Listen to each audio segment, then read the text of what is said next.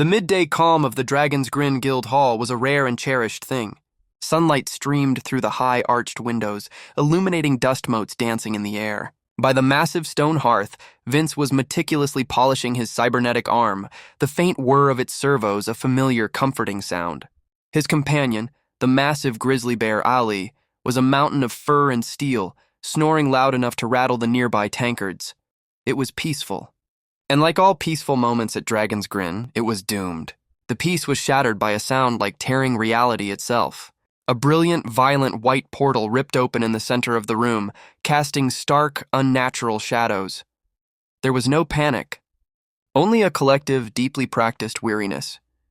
Vince let out a long-suffering groan. "Not the new floorboards, I just installed those." Ali merely lifted his massive armored head, gave an annoyed snort that sounded like grinding gears, and slammed it back onto the ground with a definitive thud. As expected, 5 figures were violently spat out onto the floor. Orion, ever the apprentice, twisted in midair and gestured, a wave of anti-gravity cushioning the fall for him, Kale, Maya, and their masters, Lin and Sinju. They landed in a messy but unbroken heap as the portal imploded with a sickening crunch. Vince stomped over, his optical sensors glowing. "All right, you two. What is it this time?" Lin, pushing himself up with a reckless, infuriating grin, brushed dust off his ripped cloak. "Just a minor disagreement over property values," he said airily. Sinju shot him a dry look. "My love for side quests doesn't extend to interstellar real estate disputes, Lin. You just wanted to see if their god could bleed." Maya hurried past them, ignoring their banter completely. Her focus was solely on the apprentices. "Are you two all right?" she asked, kneeling beside Orion and Kale. With a few quick, expert strokes of her thumb, she painted glowing, restorative balms into existence.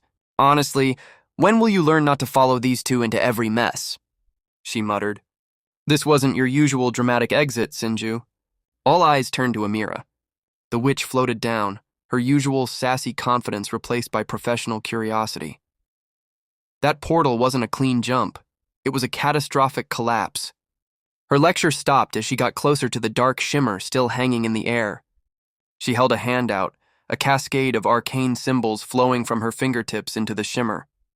Her muttering trailed off. Her face went stark white.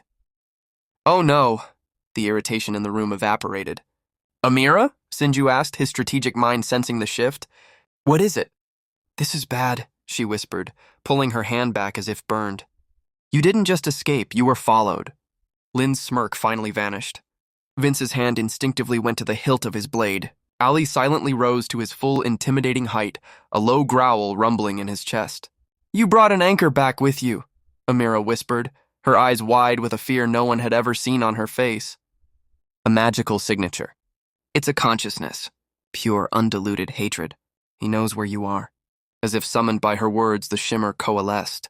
For one horrifying, heart-stopping second, it formed a single burning eye, a vortex of unimaginable fury that glared out at all of them, searing its image into their minds. Then, with a silent scream that echoed in their souls, it vanished. The message was clear. They hadn't escaped. They had only brought the monster home. A dead silence fell over the hall, broken only by Lin. "Well," he said, his voice quiet but steady, "this just became a main quest.